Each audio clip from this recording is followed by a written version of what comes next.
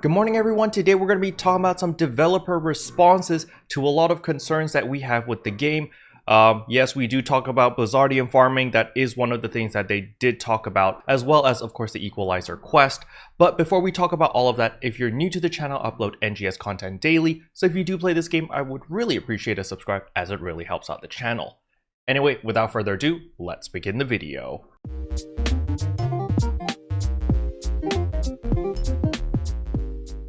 So the very first thing I want you to do when you log in is of course to type in the keyword. The keyword is Sonic with a capital S underscore turns underscore 31. Once you type that, you're simply going to press escape, go to systems over here and get campaign items and go to receive item account. Once you're here, you're going to notice you have Sonic's birthday 2022. What's crazy is I'm actually older than Sonic. Haha, great. But you got a lot of goodies over here, so make sure to pick that up. On top of that, there is also the apology for the story skip bug, which gives us 50 star gems. I have no idea what the bug is, but I don't care. I like star gems. And we also get a special scratch ticket over here. So make sure to consume your Sonic shoes over here. So now you have the NGS version of Sonic shoes. And of course, you get 2 music CDs, Sonic Heroes, which is actually one of my favorite songs, and it does not matter. So in order to consume that, you simply open up your Mag device thing here, go to music settings, go to add, and then you can simply add them into your playlist. Boom. And then in the future, if you do want to play those music CDs, you go to music settings, you go to play, and then you find your Sonic CD, which should be on the last page. So I have 5 pages of CDs, but you might not. But either way, it's going to be at the very last page and right here, Sonic Heroes, and it doesn't matter. So if I want to play Sonic Heroes, I simply click on it, I click close, and then I click confirm. If I just press escape from this menu, it will stop playing the music. All right, the next thing I want to talk about is completion requirements for side task selection and focus 2. So this quest is the super annoying one where we had to kill 3 equalizing enemies in Kavaris. Starting from the next maintenance, which is going to be the 29th, this will be changed from defeating equalizing enemies in Kavaris to just defeating equalizing enemies in general. So you can defeat them anywhere. The fastest and the easiest way to complete this is going to be Retem Mining Base. If that urgent quest ever does pop up next week, simply go into it and you are guaranteed to kill 3 equalizing enemies because they just love putting equalizing enemies there. They're usually standing on those stupid cliff edges and they're just sitting there. And of course they are Brankles, but if you're just looking for equalizing enemies, then just run Retem Mining Base.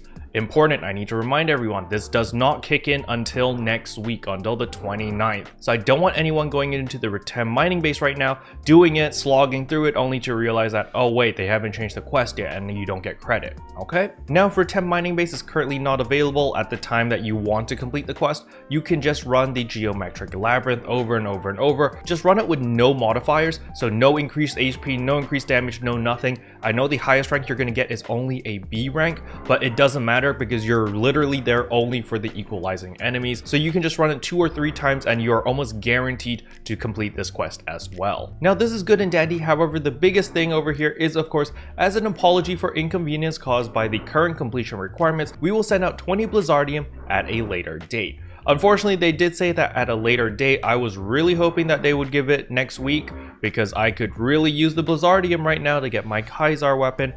They didn't specify what date, but I am hoping that it does come in next week so that we'll get 40 Blizzardium, 20 from Resto Shop and 20 from this, which would be super duper nice because I'm currently at 110 Blizzardium. So being able to get this extra 40 actually pushes me exactly at 150 and I can get my Kaiser weapon. Now the next thing I want to talk about is the pre-announced urgent quest schedule. I will leave this link in the description below because it auto converts into your time zone, so you'll know when an urgent quest is up, and this is very useful, especially if you are like me and you're still hunting down that rugged weapon because well, urgent quests pretty much have the highest chance of dropping those rugged weapons. But now for the responses from the developers. So this was posted on the official PSO2 Discord by David over here, and they basically addressed several of our concerns. The first one is, please make it possible to carry over the enhancement statuses of material weapons as we can in base PSO2, in cases where we use weapons as materials to exchange for other weapons. And the response is, we've received this request from many players in future releases of weapons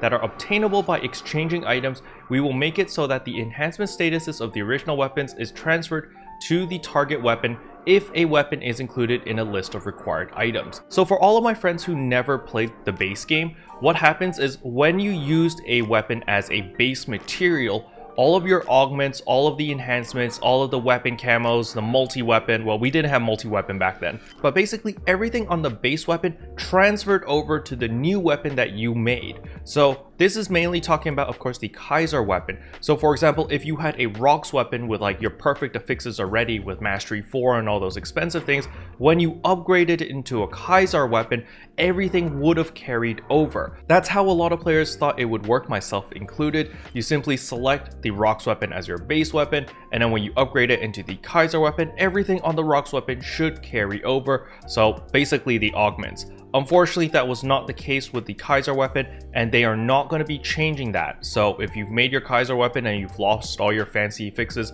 unfortunately you are boned. They're not going to do anything about it. However, the development team has been notified that, yeah, a lot of people are really freaking pissed off about this. So hopefully in the future weapons, they will fix this and not screw us over so hard. The next question is, please create more opportunities to get Blizzardium. And their answer is, we plan to increase the ways players can get Blizzardium, such as via a future seasonal events, etc. I don't know if they're going to be implementing Blizzardium into the coming seasonal event, so the one that's literally going to come in like a week or two. I don't really know if they have enough time to do that, because, you know, Sega, they're a slow team, okay? They take time and they do everything really slow. I would like to see them add Blizzardium into the event shop or through the event or something along those lines. That would be very nice, but I would not cross my fingers because, well, I've been disappointed too many times when I get really high expectations and it doesn't happen. So I'm just going to sit back, I'm going to enjoy the show, I'm just going to wait and see what opportunities they create,